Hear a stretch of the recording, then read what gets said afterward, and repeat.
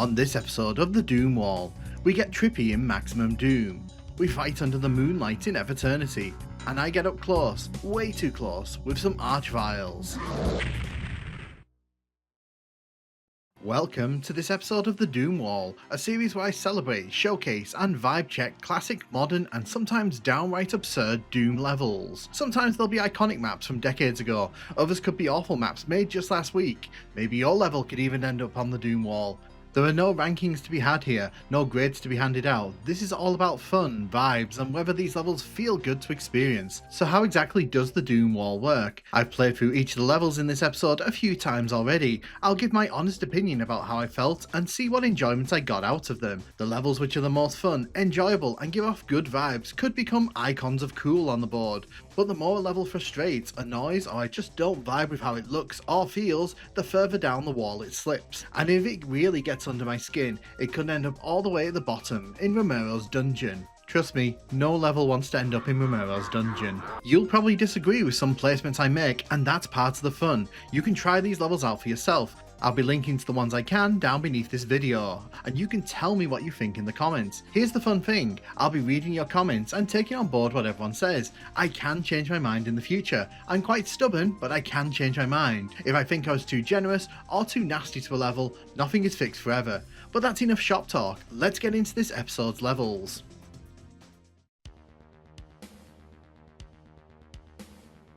Toxin Refinery is great. It's the first level in Ultimate Doom where I feel like it's a true step up in challenge, but one that doesn't feel forced or pushed upon the player.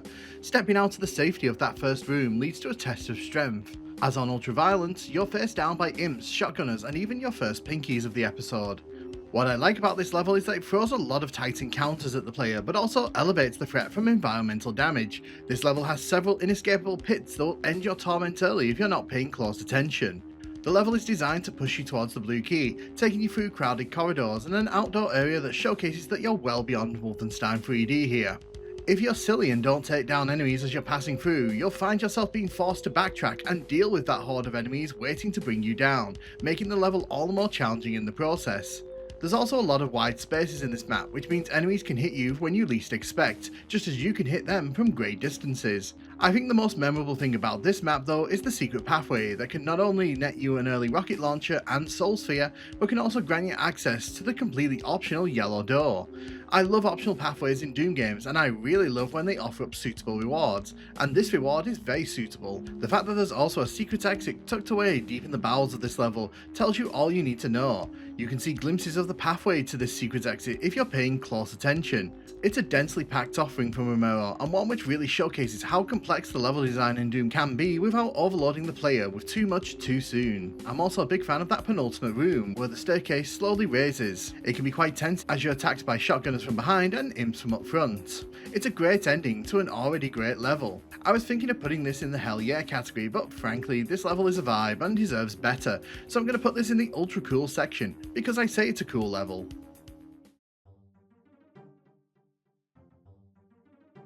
I love when MegaWADs open with a classic. Inauguration wastes no time in showcasing exactly what Eviternity is going to be. The visuals in this one knock me over every time. Doom is beautiful here, and every artistic choice is chef's kiss across the board. The effects are great and play into the overall theme, while the way the lighting used complements the choices made. What good is a level though if it's not fun to play? Luckily, Inauguration is an absolute blast. It reuses the tried and tested first level challenge. But here's the thing, it never feels too easy, and there are enough enemies in this one to keep things interesting. You'll be exploring, backtracking, and uncovering whole new areas that delight and shock in equal measure. It makes great use of the spaces it creates. There are several fun ambushes in this one as well. The one leading to the first shotgun in particular feels a bit spicy if you're not paying attention.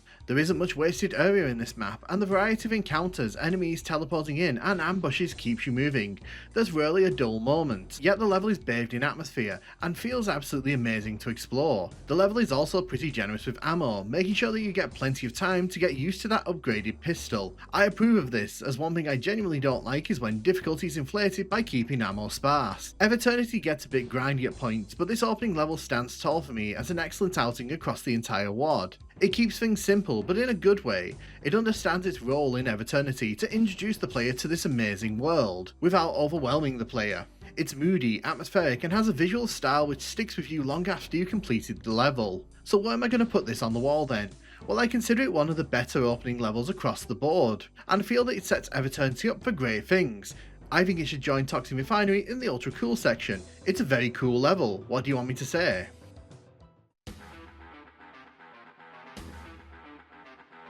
Imagine if you left your Doom levels out in the baking hot sun for an afternoon and they melted into a big pile of goo.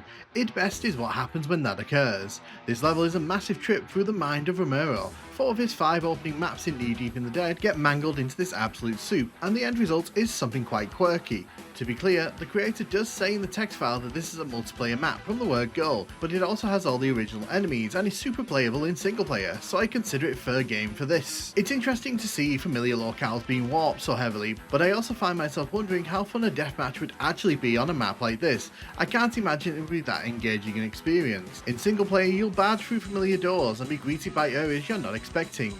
You'll hunt down keys that don't do much, and you'll also marvel as certain doors and pathways lead to absolutely nothing. This interpretation of Knee Deep in the Dead is very interesting, and even several decades after its release, has the power to surprise and intrigue, for about a minute or two at least. There's definitely a novelty to booting this one up and seeing what the author of the WAD could do. I do appreciate the attention to detail in some of the connecting areas. It feels like they actually made an effort to deliver a solid outing. The problem, I guess, is that as fun and quirky as this level is initially, it quickly loses its luster. The novelty wears off and the resulting level is a bit of a joke that outstays its welcome. That first impression is interesting, so it does kinda have that going for it. Also, the exit is located in the most random of spots, and trying to find it is an adventure to itself. I would genuinely love to know what possessed the map creators to put it in this spot. Outside of the creative choices made to construct this level, there's really not that much I can say. It's the first 5 maps of Knee Deep in the Dead that have been melted together in various and twisted ways. There hasn't really been much done to the levels themselves to change them aesthetically, so really this is just a copy-paste job for the most part. It is what it is. It's not the worst thing in Maximum Doom by far, but it's also one of the levels that shoots its shot very quickly. If I was feeling kind, I'd probably drop this into the Knee Deep in the mech category because it really isn't that bad. However, I'm not feeling too kind today, and I think that this level, while it's got an interesting concept to it, it falls apart pretty quickly and has one thing going for it. It's going deep into the cyberbait territory for me.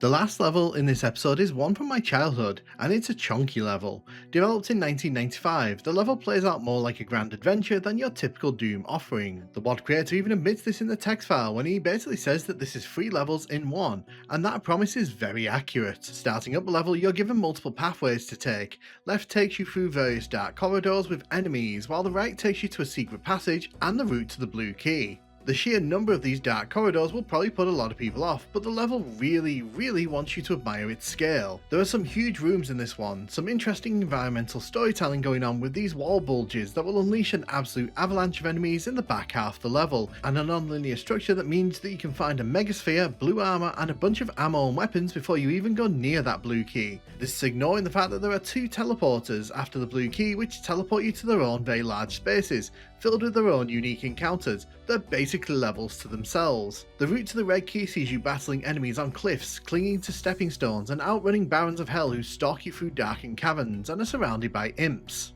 There are a whole heap of enemies in this part of the level, and it can get very intense. The nastiest part of this level, in my opinion, is a room which has multiple arch vials in it.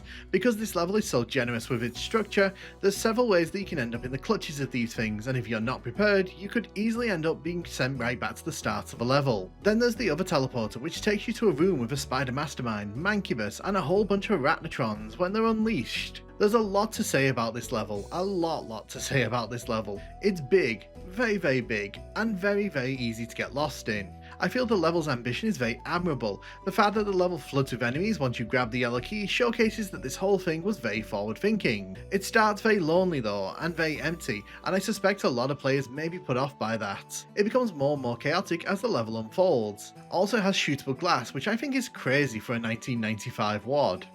The level's biggest issue, I'd argue, is finding your way forward. That non-linearity and open approach to level design is both a blessing and a curse. New players can easily get swallowed by the scale of this one, and the lack of signposting from the level's author means that frustration is almost guaranteed. There are moments in this level where you have to commit to exploration, and whether you like that or not really comes down to how you like your Doom experience to play out. This is one of those levels where if you get caught out, and there's a good chance you will, you'll end up dying, and it's a very long journey back through the level. But for me, it's such a unique level for the time it was made.